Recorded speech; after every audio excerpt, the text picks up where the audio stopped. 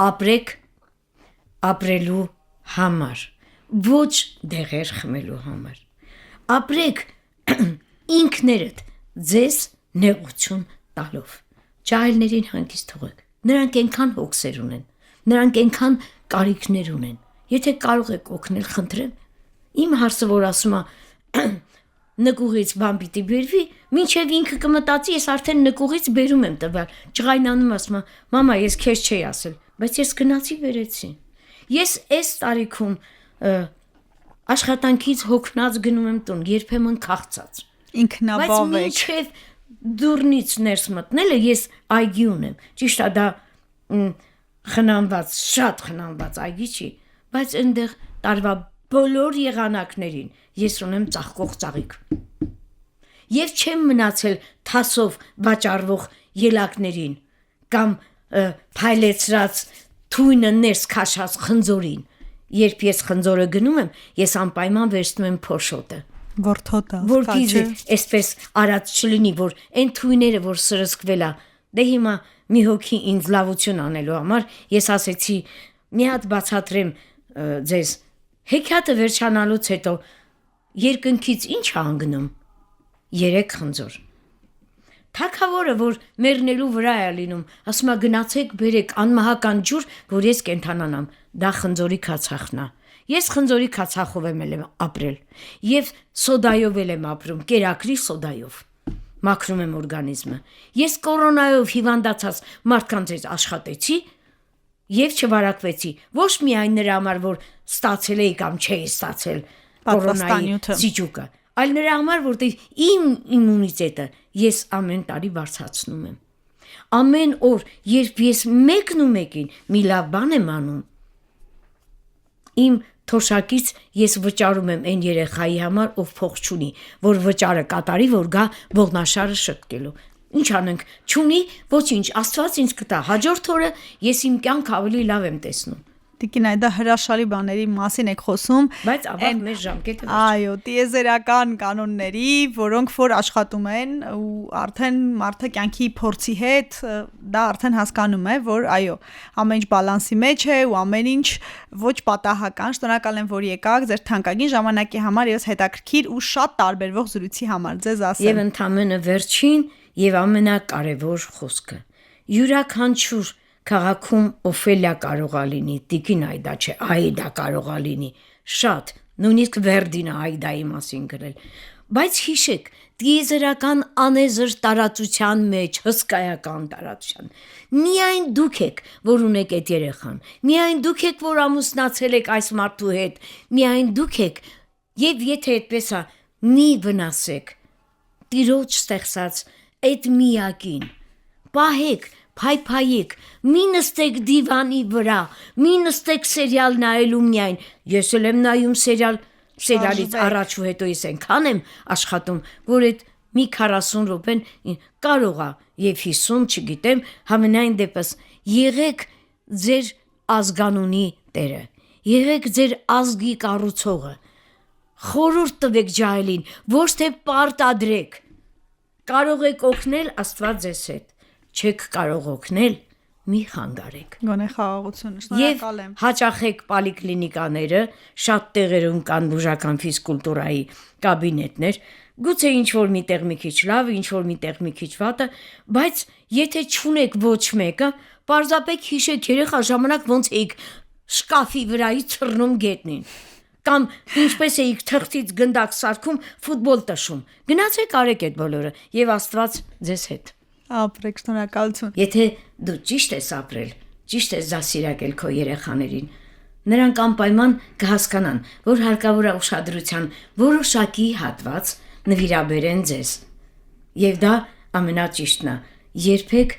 մի մտածեք, որ նրանք պարտավոր են։ Նրանք պարտավոր չեն, նրանք պարզապես չեն կարող չանել դա։ Եվ եթե ինչ-որ միտեղ, ինչ-որ մեկի երեխան կամ աղջիկը կամ տղան կամ հարսը այնպես չեն վերաբերվում այդ հարցին, ինչպես որ իրենք կուզեն, փորձեք հարմարվել, մի պայքարեք դրա դեմ, փորձեք գտնել ճիշտ ճանապարհը։ Եվ դա ձեզ մեծ օգուտ կբերի, ոչ միայն ձեզ օգուտ կբերի, այլ նաև երկիր մոլորակում ապրող ձեր բոլոր մոտիկ եւ հարազատ մարդկանց, ինչու որտեւ երբ կհավաքվեն մորաքույրներով, հորաքույրներով, չի սկսվի բամբասանքի կամ դժգոհությունների շարանը։ Պարզապես կհանդիպեն մանկությունը թող հիշեն, ուրախանան, զվարճանան։ Մեծահասակները մեծ երեխաներ են։ Նրանք բոլորը եղել են երիտասարդ, եղել են մանուկ, թռվռան, թիթեռնիկի նման, եղել են առույգ ոչ միայն մարմնով, այլ նաև հոգեբանորեն։ Իսկ մեծանալով մարդը տարբեր տեսակի խնդիրների լուծման ճանապարհին, օրգանիզմի ոչ ճիշտ խնամքի ճանապարհին այնքան թերություններ ձեռք բերում, իսկ հետագայում երբ նա արդեն 60-ն անց է, թվում է թե նրա կյանքը վերջացել է, բայց մի կասկածեք, դա նոր սկսվող կյանք է։ Դա երանելի մի շրջան է, եւ դու պատասխանատու չես երեխայի դպրոցի թվանշանների համար, բայց դու պատասխանատու ես, որ երիտասարդների կյանքը չնեղացնես, չխեղճացնես, քո ցավերով, քո վշտերով, քո հոգսերով։ Դու ինքդ չանես։ Ես 83 տարեկան եմ։ Դուք տարիքի մասին հարցը կանխեցիք, կանդրադառնանք դրան։ Տիկին Այդա, ես գիտեմ, որ դուք աշխատում եք ավագների հետ, ձեր նախաձեռնությամբ պարապում եք, երբ սկսվեց, այսպես ասենք, սպոնտան ծրագիր, ինքնաբուխ ծրագիր, ինչու որոշեցիք, որ ավագ սերնդի հետ 70-ի ավելի տարեկան մարդկանց հետ ֆիզիկական ակտիվության վարժանքներ անեք եւ որտեղ են այդ դասերը։ Հաճելուչի ձեզ ուղղել, բայց ես աշխատում եմ 7 ամսական երեխաների, ինչպես նաև 7 տարեկան երեխաների ով պոլիկլինիկայի մեր առողջական կենտրոնը Տիգրան Մեծ է կոչվում, դա իրոք բավականին լիարժեք, բավականին հագեցված, շատ խելացի մասնագետի կողմից ղեկավարվող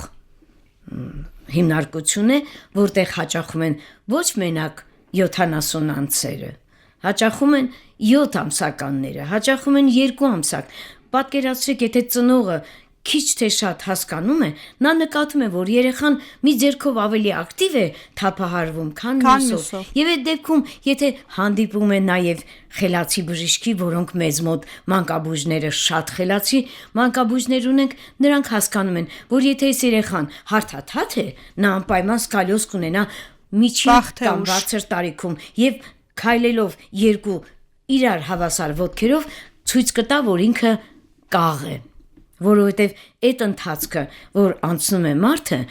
տարբեր տեսակի ծանր ֆիզիկական աշխատանքը, ծանր ապրումները, ստրեսները, ոչ ճիշտ սնունդը, բոլորը պատճառ են հանդիսանում, որ մարդը 65 տարեկան հասնելուց կամ արդեն չոք է չոքագնում, կամ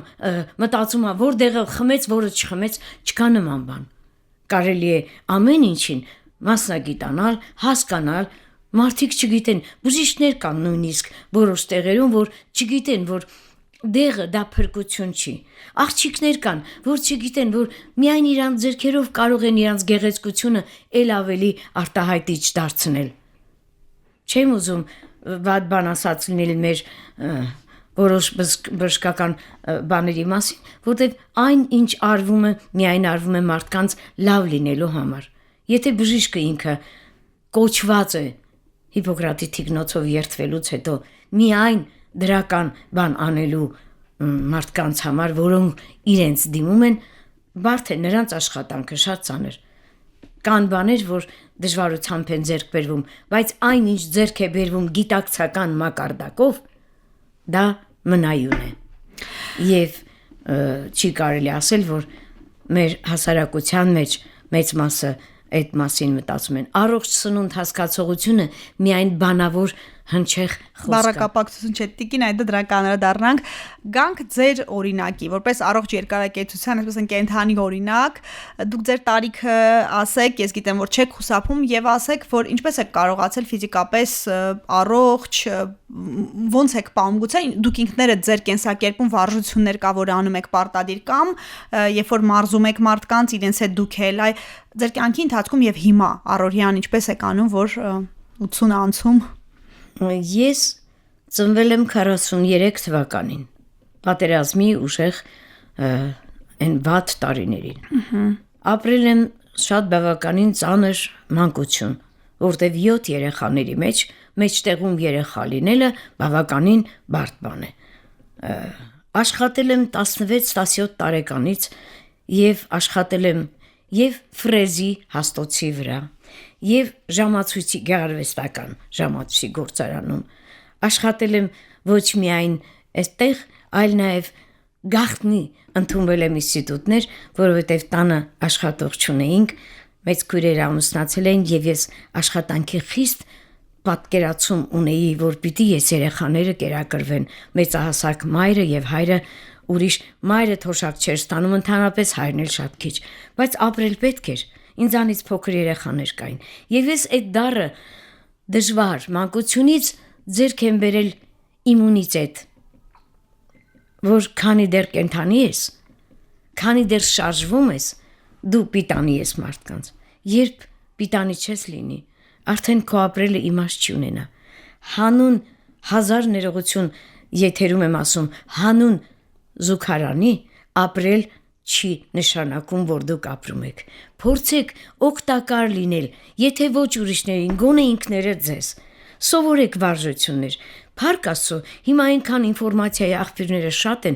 եւ այնքան խելացի բժիշկներ կան, որոնց եթե դիմեք անպայման նրանք ձեզ կգործուղեն մեթոդիստների մոտ, կուղարկեն այնպիսի տեղեր, որտեղ Փառք Աստծո պետությունը տիրապետում է այդ հնարավորություններին, որ մարդիկ ունենան զբոսայգու